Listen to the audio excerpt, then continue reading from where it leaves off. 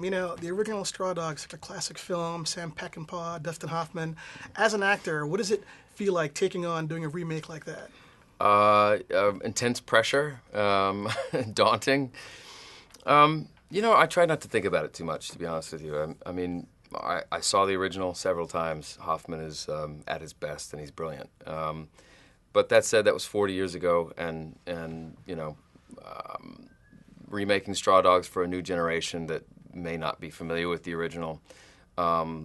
Same story, maybe a few different themes in our films. We've changed it a bit, but it's still essentially Straw Dogs. But I try not to think about the comparisons that'll be drawn. I looked at the script, I looked at the character, and thought, this is a knockout character, and you'd be a fool to turn it down. The film has a great creeping dread as far as tension is built. Obviously, most films are not shot linearly, but did Rod Lurie shoot this linearly to kind of maybe build up to the climactic scenes? Well, the blueprint was there with the original. You can't tweak it too much as far as the structure of the story, but it's always been a slow burn, and I think to shoot it linearly, you enhance that slow burn. We all start out, it's all pleasant and idealistic. This southern town where he's coming to write his screenplay, and his wife, where she grew up, wants to know about the locals and how to fit in, and what do? You go to the football games. Let's go to a football game. Let's drink. And I think maybe he's not aware of the offenses that he's making by driving into town in an old, fancy pants Jaguar and walking out on a church sermon, and then that's when it all starts to escalate, and that's compounded by Charlie's feelings for Amy that he still has, and I think it's like, the fuse is lit at the beginning, and it's a slow burn, but it's a big block of dynamite at the end. Let me ask you about working with your fellow actors, particularly Kate Bosworth and Alex.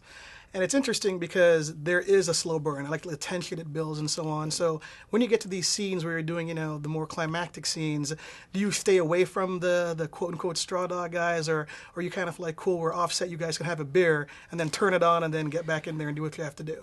Through the most of the filming, we were all pretty close. We would all hang out, we'd go eat together and have drinks. And to be honest, we did try to shoot in sequence as much as we could once we got on stage. So the siege, I guess you could call it, at the end of the film.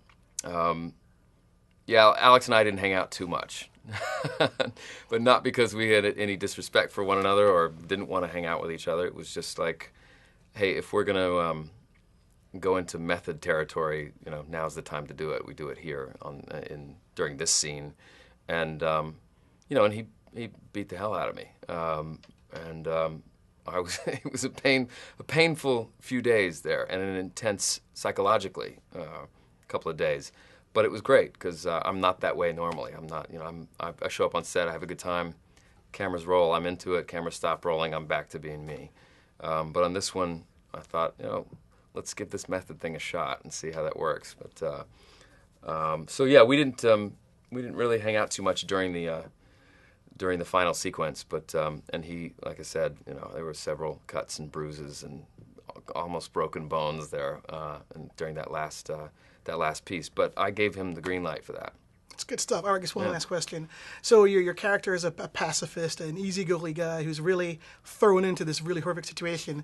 What's the difference between you and him? Do you think you would have been a little more peeved earlier, or you would have been a little bit more pacifistic, personally? Well, I think I agree with a lot of his principles and his convictions. I think are the way we should live. It's civilized. It's let's not resort to violence. Let's figure things out. War isn't always the answer. Let's talk about this. Let's be adults. Let's be mature. And that said, he avoids a lot of conflict. And in the original, there was a lot more of that there. Hoffman was escaping to the northern English countryside to avoid the Vietnam War. And his wife knows that, and he knows it, and it isn't until the end of the film that he is forced to take a stand. you know, yeah, he's a bit. I think he just lives pacifically more than he is a pacifist. I think he just, again, he's got his set of principles and his code that he lives by, and he believes that he just doesn't believe in violence. And it isn't until he's backed into a corner that he's forced to take a stand, and you know, his life is dependent on it, and his wife's life, and his home, and he's got to defend himself. So, this is my house. I will not allow violence against this house. No, no, no, no, no!